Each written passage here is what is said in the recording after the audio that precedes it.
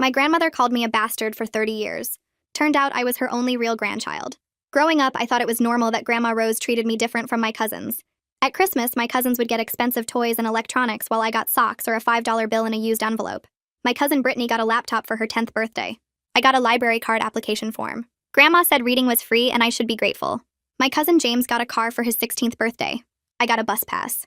When I asked why, Grandma pulled me aside and said I was lucky to be included at all since my parents had me in sin. She said I was a mistake that reminded everyone of my parents' shameful behavior. I was conceived 3 months before my parents got married. Grandma never let anyone forget it. She'd introduce me as the grandchild who came early while my cousins were her precious angels. At family dinners, my cousins ate at the dining table while I ate in the kitchen. Grandma said I should know my place. My mom tried defending me once. Grandma threatened to cut my parents out of the will entirely if they didn't respect her rules about maintaining family values. Dad told me to just deal with it for a few more years. He said Grandma was old-fashioned, but she'd mellow out eventually. She never did. She got worse. When my cousins graduated high school, Grandma threw them huge parties and gave them college funds. Brittany got $50,000. James got $60,000 because he was a boy and would need to support a family someday. When I graduated as valedictorian, Grandma didn't even come. She said academic achievements didn't erase the circumstances of my birth. I got nothing for college. I worked 2 jobs to pay for community college while my cousins went to private universities on Grandma's money. Brittany studied art history and failed half her classes. James dropped out sophomore year to become a DJ. Grandma kept paying for their apartments and expenses. She said they were finding themselves. When I got into nursing school on a scholarship, Grandma said I was trying to act better than my station. The favoritism extended to everything. Grandma took my cousins on yearly cruises. I wasn't invited because she said I'd make the family photos look unbalanced. She bought my cousins cars, paid for their weddings, gave them down payments for houses. When I asked for $100 to fix my broken radiator in winter, she said handouts would make me lazy. She literally said I needed to learn that bastards don't get blessings. My Aunt Laura and Uncle Richard never said anything. Why would they? Their kids were getting everything. They'd actually joke that I was Grandma's character-building project. They'd laugh about how their kids had it so easy while I had to struggle for everything. They thought it was funny that I worked nights to pay for textbooks while Brittany bought designer purses with her allowance. Everything changed when I was 28. Grandma had a stroke and needed someone with medical knowledge to manage her care. Suddenly I was useful. The cousins who she'd spoiled couldn't be bothered to help. Brittany was busy with her 3rd wedding. James was in Thailand finding himself. Again. My aunts and uncles said they had work. So I became Grandma's caregiver. Not out of love, but because Mom begged me. While managing Grandma's affairs, I found some old documents in her safety deposit box. DNA tests from 20 years ago. Grandma had secretly tested all her grandchildren because she had suspicions about her children's faithfulness. The results were shocking. Brittany and James weren't biologically related to Grandma. Neither were my other 4 cousins. Uncle Richard wasn't Grandma's biological son. He was the product of my grandfather's affair. Aunt Laura wasn't Grandma's biological daughter either. She was adopted, but Grandma never told her. My dad was Grandma's only biological child. I was her only biological grandchild. The woman who'd tortured me for 28 years over being conceived before marriage had spent hundreds of thousands of dollars on grandchildren who weren't even related to her while treating her only real grandchild like garbage. I kept this information to myself and kept being the perfect caregiver. I made sure Grandma took every medication. I drove her to every appointment. I cooked her special meals. I did everything while my cousins posted beach photos from their vacations funded by Grandma's money. Grandma recovered enough to update her will. She gathered everyone to announce her final wishes. The Monday after I found those DNA tests, Grandma Rose called me into her bedroom. She sat propped up against 3 pillows, looking stronger than she had in weeks. She said she wanted to update her will and needed the whole family present this Saturday for the reading. I nodded and made notes about calling everyone while my stomach twisted into knots. She asked if I thought the family would be surprised by her decisions. I told her I had no idea what she planned to leave anyone. She smiled this cold little smile that made my skin crawl and said they'd all find out soon enough. My cousins would probably expect their usual handouts, the kind of money that had always flowed their direction while I got library card applications and lectures about knowing my place. I spent that week taking care of Grandma Rose like always, helping her with medications 3 times a day, and cooking the bland meals her doctor recommended. Every time she complained that her pills were too big or the soup was too hot, I thought about those DNA tests sitting in her safety deposit box. I'd memorized every detail on those lab reports. Uncle Richard, not her biological son, but the product of Grandpa's affair with someone whose name I'd never know. Aunt Laura, adopted at birth but never told the truth. Brittany and James, my spoiled cousins who weren't actually related to any of us. The 4 other cousins, also genetic strangers who'd been showered with college funds and cars and cruise vacations. And me, the only real grandchild, the one she'd called a bastard for 28 years. Wednesday afternoon, while I fluffed her pillows for the 3rd time, Grandma Rose told me I'd done a good job as her caregiver. She said most people would have abandoned her after the stroke, but I'd shown real character. I wanted to laugh at the irony, but I just smiled and adjusted her blankets. Thursday night, my phone rang while I was folding laundry in my tiny apartment. Brittany's name flashed on the screen and I almost didn't answer. She asked if I could pick up Grandma Rose's favorite pastries from that bakery across town for the will reading on Saturday. She was too busy with her wedding planning to make the drive herself. The wedding Grandma Rose had given her $40,000 to pay for, while I'd gotten a bus pass for my 16th birthday. I said sure, no problem. Still playing the role of family servant, even though I knew I was the only actual grandchild in this whole mess. Brittany thanked me and then spent 10 minutes talking about centerpieces and whether she should do a chocolate fountain. She didn't ask how I was doing or if taking care of Grandma Rose was hard. She never did. I hung up and added the bakery to my list of errands, right below picking up Grandma Rose's prescriptions and taking her blood pressure monitor in for calibration. Saturday morning arrived cold and gray. I drove to Grandma Rose's house early to help her get ready. She'd insisted on wearing her best dress, the navy blue one with pearl buttons that she saved for special occasions. I helped her into her wheelchair and did her makeup the way she liked it, with too much powder and bright red lipstick. She kept checking her reflection in the mirror and adjusting her hair. At 11, the family started arriving. Uncle Richard came first with his wife, both of them dressed like they were going to a fancy restaurant. Aunt Laura showed up next with her husband, carrying a bottle of expensive wine. My parents arrived looking uncomfortable, Dad tugging at his collar and Mom gripping her purse too tight. Then came the cousins, all 6 of them dressed up and excited. Brittany wore a designer dress that probably cost more than my monthly rent. James had on a new suit that still had the tag tucked inside the collar. The 4 other cousins clustered together near the window, already whispering about what they hoped to get. We all gathered in Grandma Rose's formal dining room, the same room where I'd eaten alone in the kitchen as a child, while my cousins laughed and talked at the big table. The room had dark wood paneling and a crystal chandelier that Grandma Rose polished every month. Family photos covered one wall, mostly pictures of my cousins at their graduations and weddings. I appeared in maybe 3 photos total, always in the back corner or cut off at the edge. My cousins took seats at the table, spreading out and claiming space like they owned it. Brittany sat next to James and they were both grinning, already planning how they'd spend their inheritances. I heard Brittany whisper something about finally buying that condo in Miami. James laughed and said he'd probably take a year off to travel Europe. The 4 other cousins were making similar plans, talking about paying off student loans and buying new cars. At 11:30, a woman in a gray suit arrived carrying a leather briefcase. She introduced herself as Maeve Wilkinson, Grandma Rose's estate attorney. She looked about 50 with sharp eyes and perfectly styled hair. When she shook my hand, she held my gaze for a few seconds longer than necessary, like she was trying to figure something out.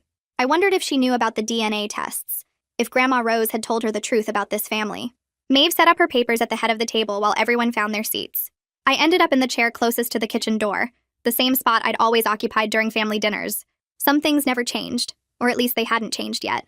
Grandma Rose wheeled herself to the head of the table, looking stronger than she had in months. Her hands were steady on the wheelchair controls, and her voice didn't shake when she started talking. She thanked everyone for coming and said she had important announcements to make about her estate. Then she turned to me and said something that made the whole room go quiet. She thanked me for taking such good care of her after the stroke, for managing her medications and driving her to appointments and making sure she ate properly. She said I'd shown real dedication, and she appreciated everything I'd done. My cousins stared at me like I'd grown a second head. Grandma Rose had never publicly acknowledged anything I'd done before, never praised me in front of the family. Aunt Laura's eyebrows went up and Uncle Richard shifted in his chair. Mom reached over and squeezed my hand under the table. Maeve Wilkinson opened her briefcase and pulled out a thick stack of papers. She explained that she'd be reading Grandma Rose's last will and testament, updated just 2 weeks ago. She started with small bequests to various charities and organizations, $5,000 to the church, $10,000 to the local animal shelter, $20,000 split between 3 different cancer research foundations. My aunts and uncles shifted in their chairs, clearly impatient to get to the real announcements about property and money. Uncle Richard kept checking his watch. Aunt Laura poured herself a glass of water from the pitcher on the table and drank it too fast. The cousins were getting restless too, whispering to each other and glancing at Grandma Rose. Maeve looked down at her papers and announced that Brittany would receive Grandma Rose's jewelry collection. The whole collection, including the diamond necklace and the emerald ring and all the gold bracelets, worth about $30,000 total. Brittany squealed and jumped up to hug James. She was already talking about which pieces she'd wear to her wedding and which ones she'd save for special occasions. James hugged her back and said she deserved it. Grandma Rose smiled and nodded like she'd just done something wonderful. I sat in my chair by the kitchen door and kept my face blank, thinking about all the times Brittany had gotten expensive gifts while I got $5 in a used envelope. Maeve continued reading and announced that James would receive Grandma Rose's vintage car collection. 4 cars total, including a 1967 Mustang and a 1972 Corvette, worth roughly $80,000 altogether. James actually whooped and pumped his fist in the air. He was grinning so wide I could see his back molars. He started talking immediately about which car he'd keep for himself, and which ones he'd sell to fund his Europe trip. Grandma Rose told him to take good care of the Mustang because it had been his grandfather's favorite. James promised he would and thanked her about 5 times. My parents sat stiff in their chairs, not looking at each other. Then Maeve announced that the 4 other cousins would each receive $25,000 plus various household items from Grandma Rose's house. They smiled and thanked her, but I could see the disappointment on their faces. They'd clearly expected more, probably hoped for 6 figures like they'd gotten for college. They glanced at each other across the table with these tight little expressions that said they were trying not to show how let down they felt. One of them asked about the beach house in Florida, and Maeve said that property was allocated elsewhere. Another asked about the investment accounts and got the same answer. The 4 cousins settled back in their chairs looking pleased enough but nowhere near as excited as Brittany and James. Maeve cleared her throat and looked down at her papers before announcing that Aunt Laura would receive the beach house in Florida. The words hung in the air for a second before Aunt Laura gasped and covered her mouth with both hands. Maeve continued that the property was valued at approximately $400,000, and Aunt Laura started crying right there at the dining table. She stood up and walked over to Grandma Rose's wheelchair, bending down to hug her carefully around the shoulders. Aunt Laura kept saying thank you over and over, her voice shaking with emotion. She pulled back and wiped her eyes with her fingers, smearing her mascara a little. She told Grandma Rose that she'd been such a generous mother, the best mother anyone could ask for, and she didn't know how to express her gratitude. Uncle Richard reached over and squeezed Aunt Laura's hand when she sat back down, both of them looking pleased and a little stunned. My cousins were whispering excitedly to each other about beach vacations and family trips. I stayed quiet in my chair, watching Aunt Laura dab at her eyes with a tissue someone passed her. Maeve shuffled her papers and announced that Uncle Richard would receive Grandma Rose's investment portfolio. She explained that the portfolio contained various stocks and bonds valued at approximately $600,000. Uncle Richard's eyes went wide and he actually stood up from his chair, nearly knocking it over backward. He walked around the table to Grandma Rose and bent down to hug her, holding on for several seconds. When he pulled back, his eyes were wet, and he told her she was the best mother anyone could ask for, that she'd always been so good to him and his family. He said he'd manage the investments carefully and make sure they continued to grow. Grandma Rose patted his hand and told him she knew he would, that he'd always been responsible with money. Uncle Richard walked back to his seat looking dazed and happy, and his wife grabbed his arm and squeezed it tight. The 4 other cousins were leaning forward in their chairs now, clearly hoping their parents would get something substantial too. My mom shifted in her seat next to me, and I could feel her tension without looking at her. Maeve looked at her papers again and announced that my parents would receive $50,000 and some furniture from the house. She listed a few specific pieces, including the antique dining table from the guest room and the grandfather clock in the hallway. My dad's face went tight and uncomfortable, like he was trying to smile but couldn't quite manage it. Mom reached over under the table and squeezed his hand hard, her knuckles going white. They both nodded and thanked Grandma Rose in these quiet, strained voices. Nobody else seemed to notice how awkward it was because Uncle Richard was still grinning about his $600,000, and Aunt Laura was already planning her Florida trips out loud. My parents sat there holding hands and looking like they wanted to be anywhere else. I watched Dad's jaw clench and unclench while Mom stared down at the table. They were used to this, used to being the lesser recipients in this family, used to watching everyone else get more. $50,000 was nothing compared to what the others were getting, and the furniture felt like an afterthought. Maeve paused and looked directly at me. The room went completely quiet. Everyone turned to stare at me sitting in my chair by the kitchen door. I could feel their eyes on me, could practically hear them thinking about what tiny amount I'd get. Brittany had this little smirk on her face like she was trying not to laugh. James was looking at me with something that might have been pity. The 4 other cousins just looked curious, waiting to see what would happen to the family disappointment. Aunt Laura had stopped crying and was watching me with this expression I couldn't quite read. Uncle Richard was leaning back in his chair with his arms crossed. My parents were both staring at Maeve, waiting to hear what token amount their daughter would receive for being conceived before marriage. Grandma Rose was looking at me too, her face completely blank. The silence stretched out for what felt like forever, but was probably only 10 seconds. I kept my face neutral and my hands still in my lap. Maeve announced that I would receive Grandma Rose's primary residence. She said the house we were sitting in, this exact house, would be mine. She added that the property was worth approximately $1.2 million. The room exploded. Brittany actually screamed and James jumped up from his chair. Uncle Richard started shouting something I couldn't make out over everyone else's voices. Aunt Laura was saying no, that couldn't be right, there must be some mistake. The 4 other cousins were all talking at once, their voices rising and overlapping. My parents sat frozen in their chairs, staring at me with their mouths open. Brittany was yelling that this was insane, that I didn't deserve anything, let alone the house. James was demanding to know what was happening, looking back and forth between me and Grandma Rose. Uncle Richard's wife was saying something about legal challenges and fairness. The noise was unbelievable. Everyone shouting questions and protests and confused exclamations all at the same time. Maeve raised her voice and said there was more. The room didn't quiet down. She had to say it again louder before people started to settle back into their chairs, still muttering and shaking their heads. Grandma Rose was sitting perfectly still in her wheelchair, watching everyone with this satisfied look on her face. Maeve continued that I would also receive Grandma Rose's main bank accounts. She said the accounts totaled roughly $800,000. Before anyone could react to that, Maeve added that I would also receive the remaining investment properties, which included 3 rental houses worth approximately another $1 million combined. The total inheritance was around $3 million. The room erupted again, even louder this time. Brittany was screaming about manipulation and theft. James was pacing back and forth behind his chair. Aunt Laura was crying again, but this time from anger, her face red and blotchy. My cousins were all on their feet now, surrounding Maeve's chair and yelling over each other. Brittany got right in Maeve's face and demanded to know how I'd tricked a sick old woman into changing her will. Maeve sat calmly and told her to step back. James was shouting that this wasn't fair, that he'd been Grandma's favorite for years, and now suddenly, I got everything. The 4 other cousins were demanding explanations, asking what made me so special, saying this had to be illegal somehow. Aunt Laura pushed her chair back and stood up, pointing at me with a shaking finger. She said I'd manipulated Grandma Rose during her stroke recovery, that I'd taken advantage of a vulnerable woman who couldn't think straight. She called me calculating and cruel. Uncle Richard was already pulling out his phone, saying he was calling his lawyer right now to contest the will. He told Maeve this wouldn't stand up in court, that there was clear evidence of manipulation and undue influence. His face was purple and he was sweating through his shirt. I sat completely still in my chair while chaos swirled around me. I watched my cousins yell and my aunts cry and my uncle make angry phone calls. I saw my parents sitting frozen and confused, not understanding what was happening or why. I waited for the right moment, the perfect moment, knowing it was coming. Grandma Rose raised one shaking hand in the air. The gesture was small, but everyone saw it. The room started to quiet down bit by bit, voices dropping to murmurs and then to silence. Grandma Rose looked around at all of them with this expression on her face that I'd never seen before. She told them there was more they needed to hear. Her voice was steady and clear, stronger than it had been in weeks.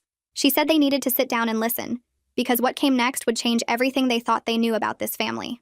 Maeve reached into her briefcase and pulled out more documents.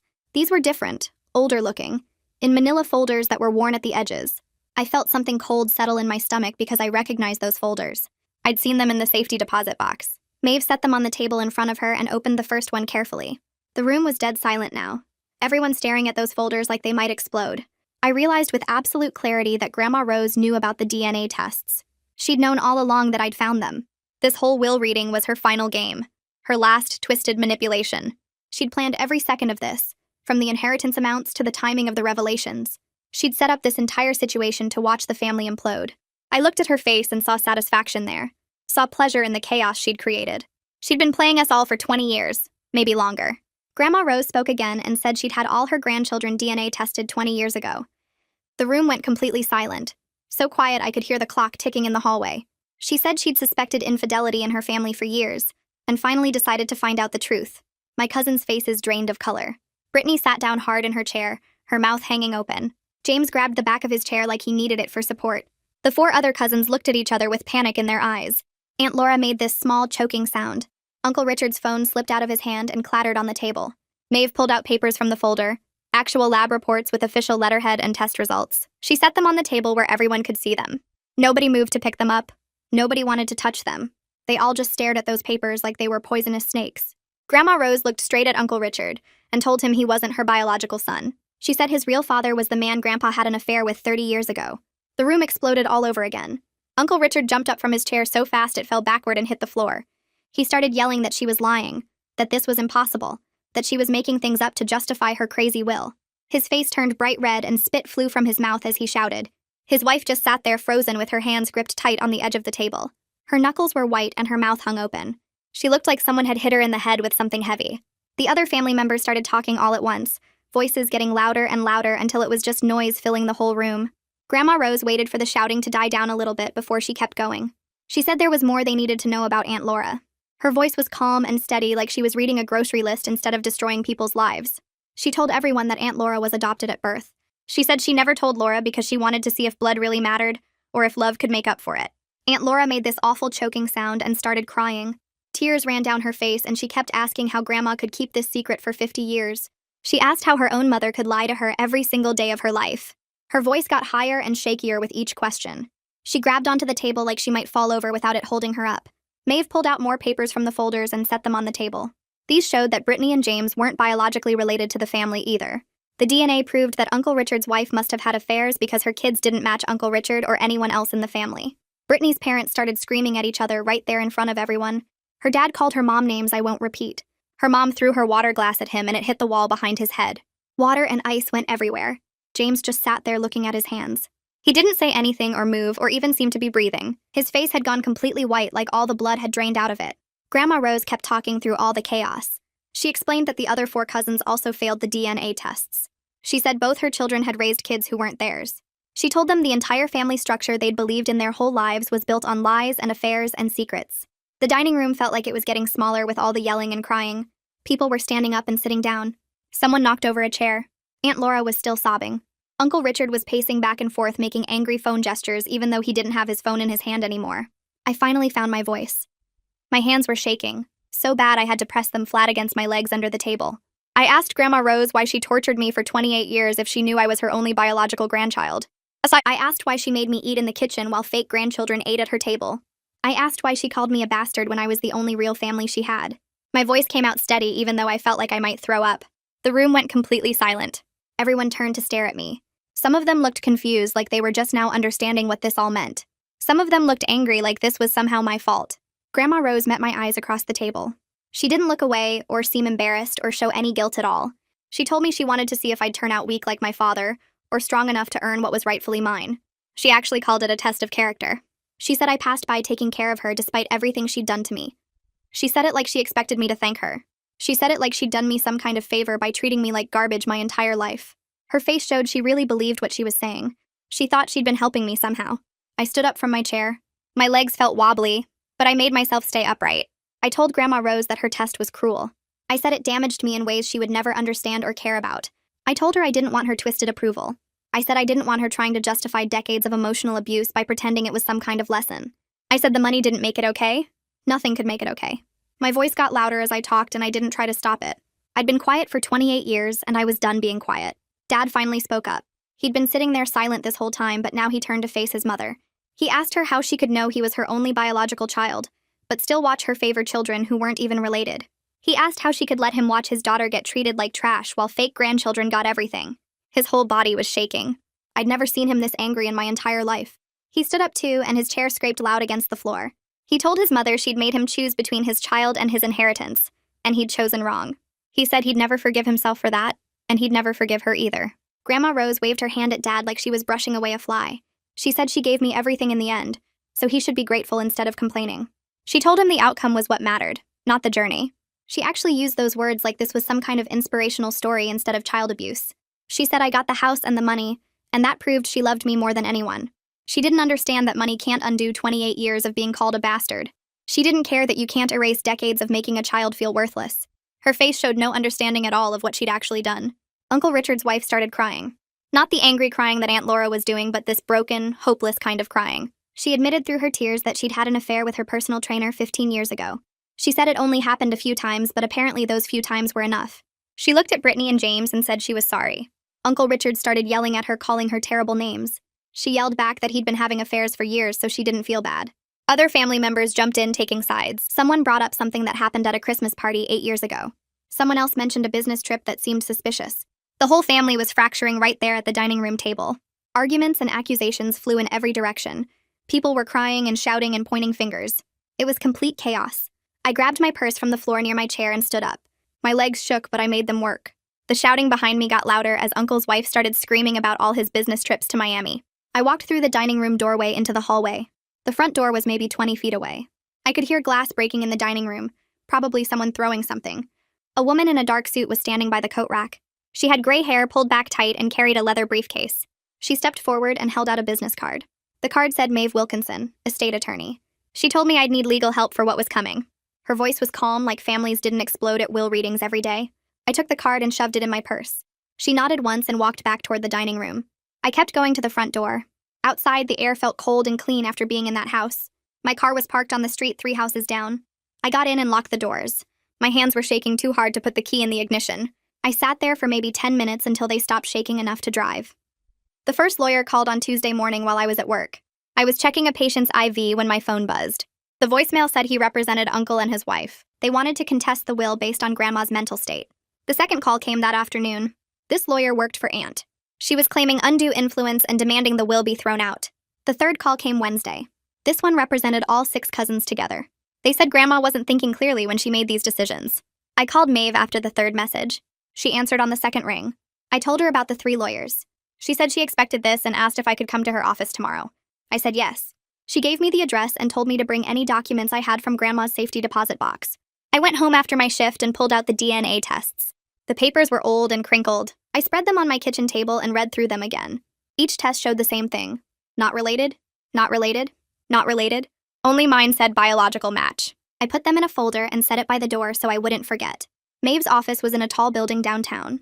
The waiting room had leather chairs and paintings of boats. She came out to get me herself. Her office had a big desk and windows overlooking the city.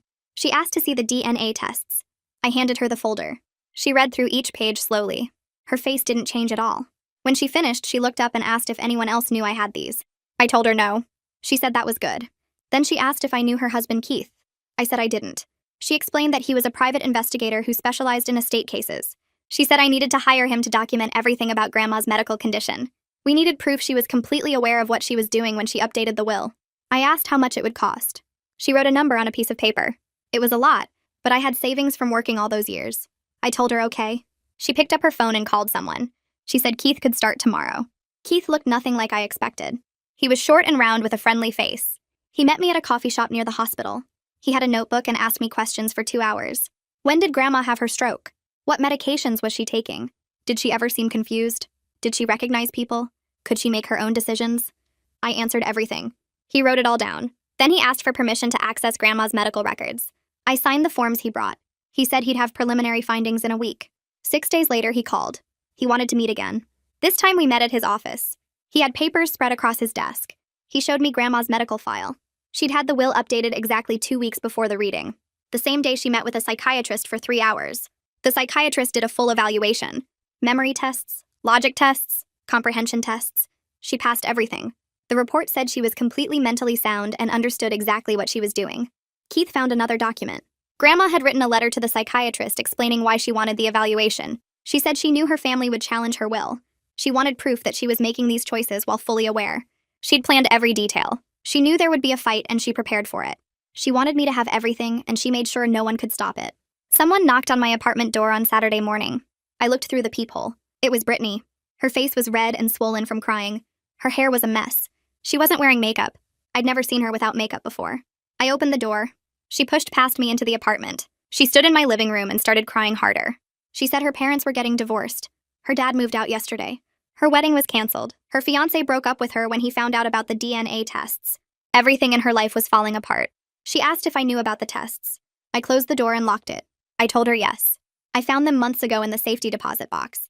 She stared at me. Her mouth opened. She asked why I didn't tell anyone. Why I let everyone walk into that will reading without warning them. I walked past her to the kitchen and got a glass of water. My hands were steady now. I wasn't the one shaking anymore. Brittany followed me into the kitchen. She said I was selfish. She said I should have warned them. She said I let them all get blindsided because I wanted revenge. I turned around and looked at her. I asked if she remembered the Christmas when I was 12. She looked confused. I reminded her. The year she got a new laptop and I got a $5 bill in a used envelope. Did she say anything? Did she question why Grandma treated me different? Brittany's face went red. I asked about all the family dinners where I ate in the kitchen while she sat at the table. Did she ever speak up? Did she ever say it wasn't fair? I asked about the time Grandma called me a bastard right in front of everyone at Thanksgiving. Brittany was sitting 3 feet away. She heard it. She looked right at me. Then she looked down at her plate and kept eating. Brittany started crying again. She said she was just a kid. She said she didn't know what to say. I told her she was 26 now. She'd had 14 years to say something. She never did. She took the money and the gifts and the trips. She never questioned it once. Now she wanted me to feel bad for not protecting her from the truth. I told her to leave. A message appeared on my phone Tuesday night. It was from someone named James Turner. The profile picture showed my cousin. The message said he wanted to talk if I was willing. He said he understood if I didn't want to hear from him. He said he was sorry. He said he knew sorry wasn't enough, but he didn't know what else to say. I stared at the message for a long time. All my other cousins had been sending angry messages through their lawyers. James was the only one who contacted me directly. I typed back that we could meet. He suggested a coffee shop on Thursday afternoon. I said, okay. James was already there when I arrived. He sat at a corner table with 2 cups of coffee in front of him. He stood up when he saw me. He looked different from at the will reading. Smaller somehow. Tired. He gestured to one of the cups and said he got me a regular coffee but wasn't sure how I took it. I sat down. He sat across from me. He said he was sorry, not for the will, for everything before, for taking the car when he was 16 and never thinking about why I got a bus pass, for going to private school on grandma's money while I worked 2 jobs, for all the cruises and parties and gifts. He said he always felt guilty, but he didn't know what to say. He was scared if he said something, grandma would get mad at his parents.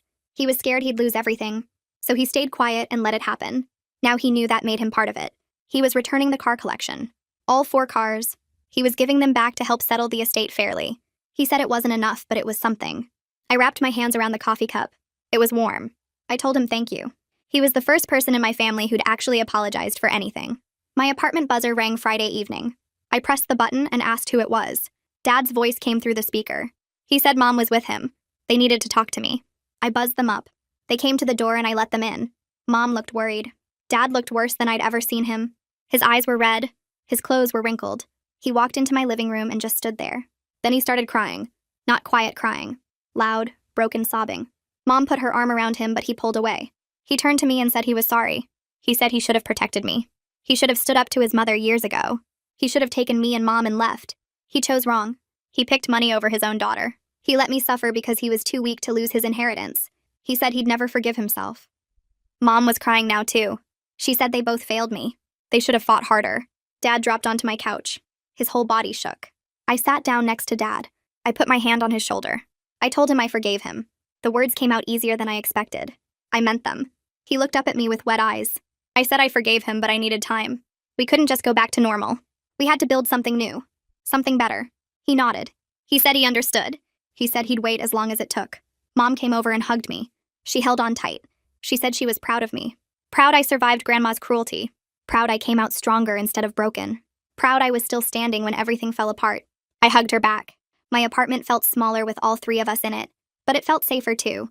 Like maybe something good could come from all this mess. My phone buzzed Tuesday morning while I was getting ready for work. A text from Aunt Laura. She wanted to meet for coffee that afternoon. She said it was important. I stared at the message for a long time. After everything she'd said during the will reading, after she'd called me manipulative and accused me of taking advantage of a sick woman, she wanted to meet. I almost deleted the text. But something about the way she wrote it made me curious. It wasn't angry or demanding. It just said she needed to talk. I texted back that I could meet her at 3. She sent back a thank you. I spent my shift at the hospital distracted, wondering what she wanted. Maybe she'd found a new angle to contest the will. Maybe she was going to yell at me again. I got to the coffee shop early and ordered a regular coffee. I sat at a table near the window where I could see her coming. She arrived exactly at 3. She looked different from the last time I'd seen her. Smaller somehow. Tired. She had dark circles under her eyes and her clothes looked wrinkled. She ordered tea at the counter and then came to sit across from me. She wrapped her hands around her cup and didn't say anything for a minute. Then she pulled an envelope from her purse.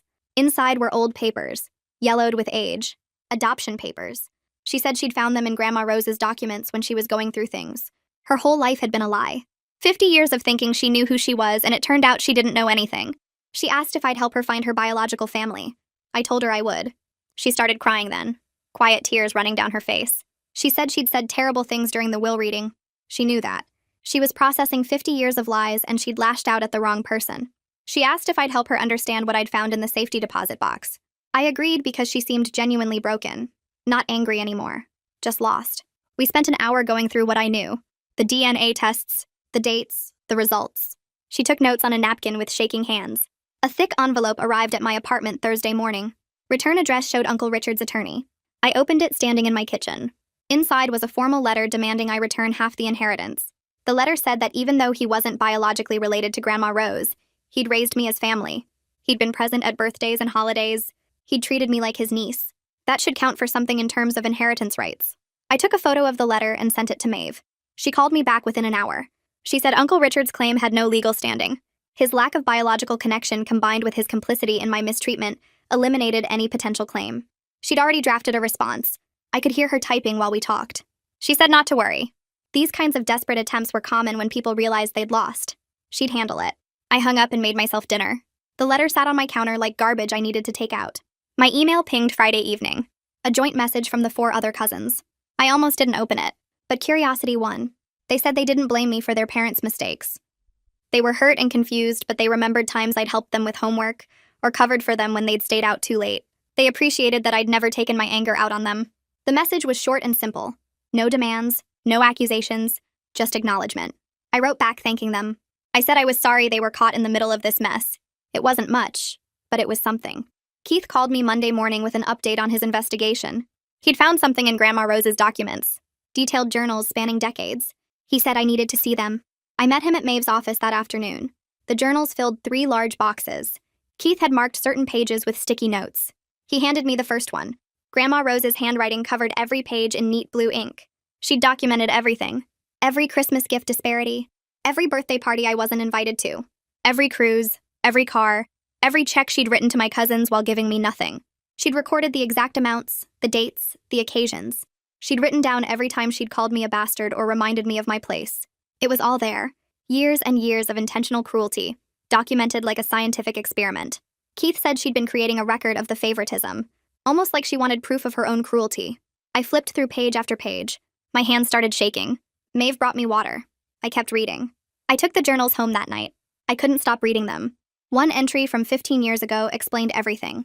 Grandma Rose wrote that she resented me because my parents' premarital pregnancy had embarrassed her in front of her church friends. They'd whispered about her son's shame. They'd looked at her differently. She'd decided to punish me for their sin. She wrote that she knew I was her only biological grandchild. The DNA tests had confirmed it. But that didn't matter. What mattered was teaching me that sin had consequences, that bastards born in shame didn't deserve blessings. She'd written it so casually, like she was describing a recipe. I closed the journal and sat in the dark for a long time. The next journal was worse. Grandma Rose had suspected the affairs and DNA issues for years before she'd actually tested everyone. She'd had her doubts about Uncle Richard since he was a teenager. She'd known Aunt Laura was adopted because she'd been there when her husband had brought the baby home, but she'd kept funding all of them. She'd kept giving money and cars and college tuition to grandchildren who weren't related to her. She'd chosen to keep punishing me specifically because of her twisted sense of morality. It wasn't about blood. It was about shame. About making sure I never forgot the circumstances of my birth. She'd written that my success despite her cruelty proved she'd been right to test me, that I'd turned out strong because she'd been hard on me. The logic was insane. Cruel. I wanted to throw the journals across the room, but I kept reading because I needed to understand. 3 months passed. The legal challenges all got dismissed. Maeve called me on a Tuesday afternoon to tell me it was officially over. Grandma Rose's psychiatric evaluations proved she'd been completely competent when she'd made her decisions. The detailed journals showed intentionality. Every judge who'd reviewed the case had ruled in my favor. Uncle Richard's attorney had withdrawn. Aunt Laura had stopped contesting. It was done. I thanked Maeve and hung up. I sat in my apartment looking at the paperwork spread across my coffee table. $3 million, a house, investment properties, all mine. I should have felt happy. Instead, I just felt tired. I listed Grandma Rose's house for sale the next week. I couldn't live there. Every room held painful memories. The kitchen where I'd eaten alone while my cousins laughed at the dining table. The living room where I'd opened $5 bills and used envelopes while they'd unwrapped laptops and jewelry. The driveway where James had gotten his car while I'd clutched a bus pass. The real estate agent said the house would sell quickly. Good location. Well maintained. She was right. I had 3 offers within a week. I accepted the highest one, $1.3 million after fees. Combined with everything else, my total assets were around $3 million.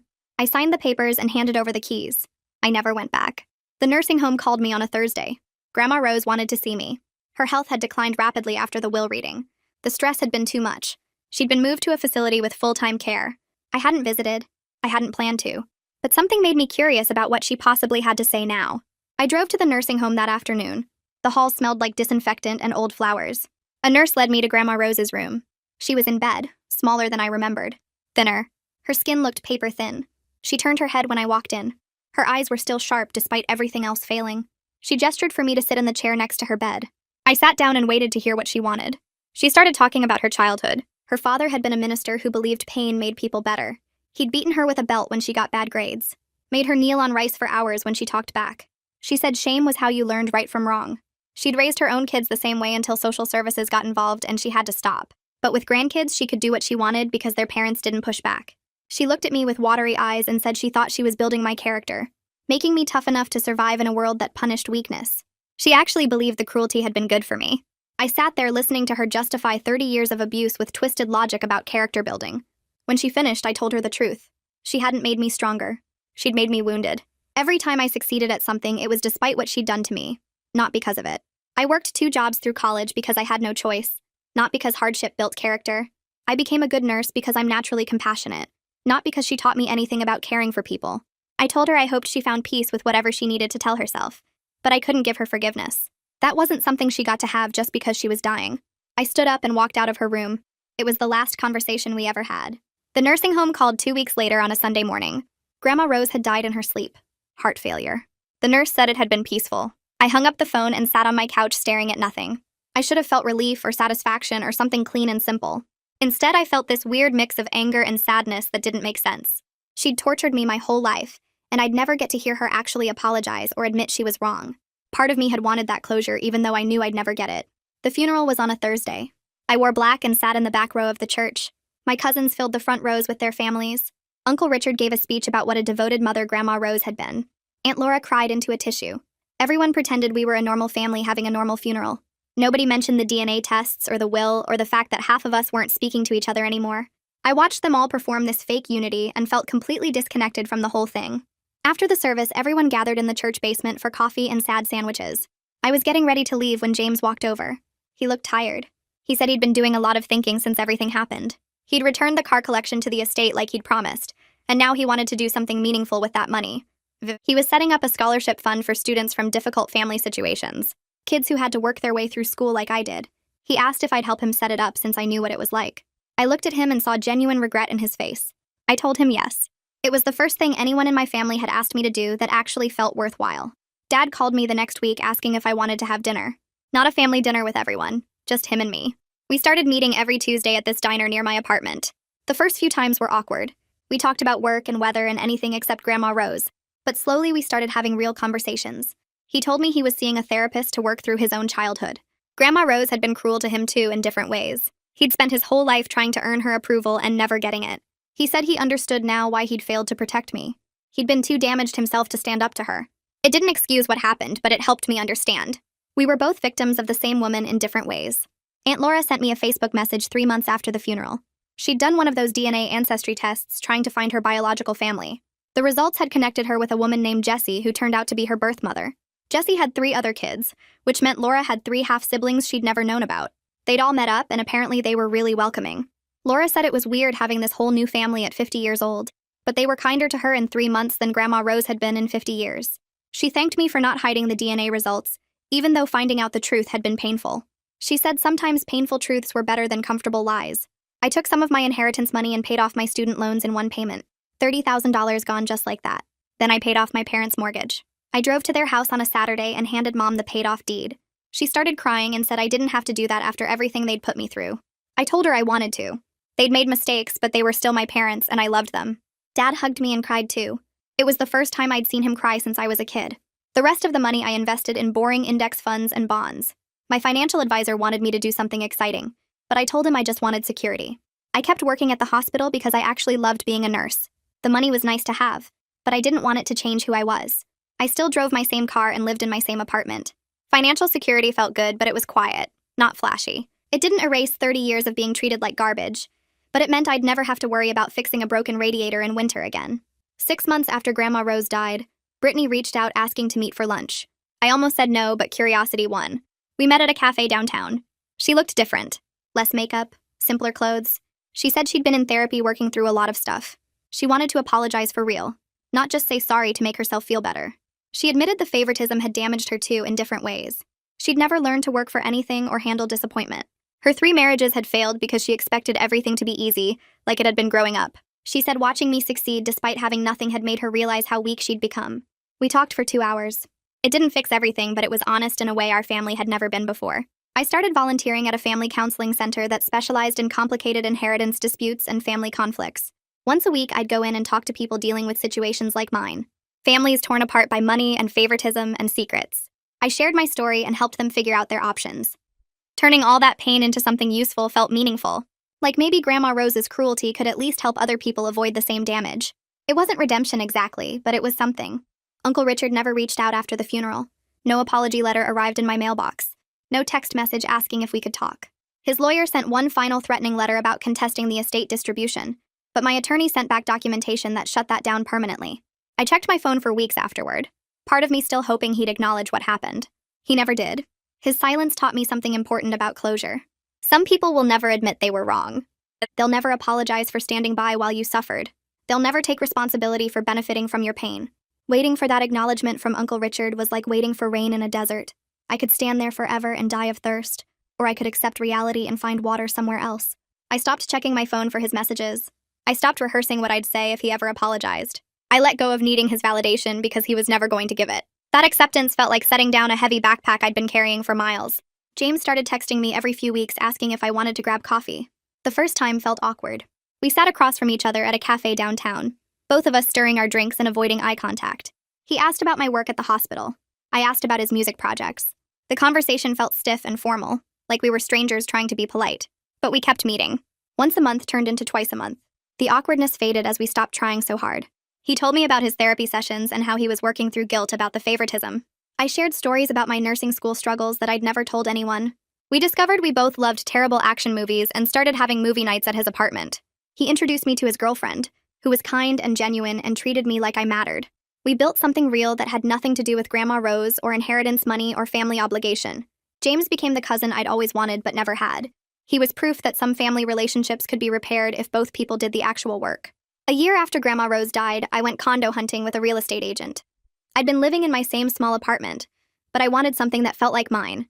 Something I chose. Something with no painful memories attached to the walls. The agent showed me a place on the 4th floor with huge windows that let in morning sunlight. It had an open kitchen, hardwood floors, and a balcony overlooking a park. I walked through the empty rooms imagining my furniture, my books, my life filling the space. I made an offer that same day. The closing process took 6 weeks. I signed papers transferring ownership and got handed keys that unlocked a door to a place that belonged completely to me. I spent weekends painting walls the colors I wanted. I bought furniture that matched my taste, not hand-me-downs from relatives. I hung artwork that made me happy. Every choice was mine. No one told me the living room should be beige because that's proper. No one said I was being too flashy or acting above my station. The condo became my sanctuary, a physical space that proved I'd survived and built something beautiful from the wreckage. Dad called me on a Tuesday night and asked if he could come over. He showed up at my new condo carrying takeout from my favorite Thai restaurant.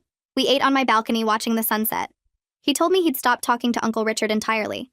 They'd had a huge fight where Dad finally said everything he'd held back for decades. Uncle Richard had called him weak for siding with me over family unity. Dad had told him there was no family unity worth preserving if it required sacrificing his daughter. He'd also limited contact with Aunt Laura to occasional text messages. She kept trying to act like nothing had changed, wanting to pretend the DNA revelations and will reading never happened. Dad said he couldn't do that anymore. He was choosing me and Mom over keeping peace with siblings who'd enabled my mistreatment. It was the first time in my life Dad had prioritized me over family harmony. He apologized again for all the years he'd told me to just deal with it. I told him I forgave him, and I meant it. We sat on that balcony until the stars came out, talking about everything and nothing, rebuilding our relationship one honest conversation at a time. I met someone at the hospital during a particularly brutal night shift. We were both working in the emergency department when a major car accident brought in 6 patients at once. I was running between rooms managing IVs and medication, while this other nurse handled trauma assessments with calm efficiency. We worked together for 3 hours straight, communicating with just glances and quick gestures like we'd been partners for years. Afterward, we collapsed in the break room and he introduced himself. His name was Jonathan. He had kind eyes and a quiet confidence that felt comforting instead of arrogant. We started talking during breaks, then having lunch together in the cafeteria. He told me about his complicated family situation. His parents had divorced badly when he was young, and he'd spent years navigating loyalty conflicts and manipulative dynamics. He understood that healing wasn't a straight line.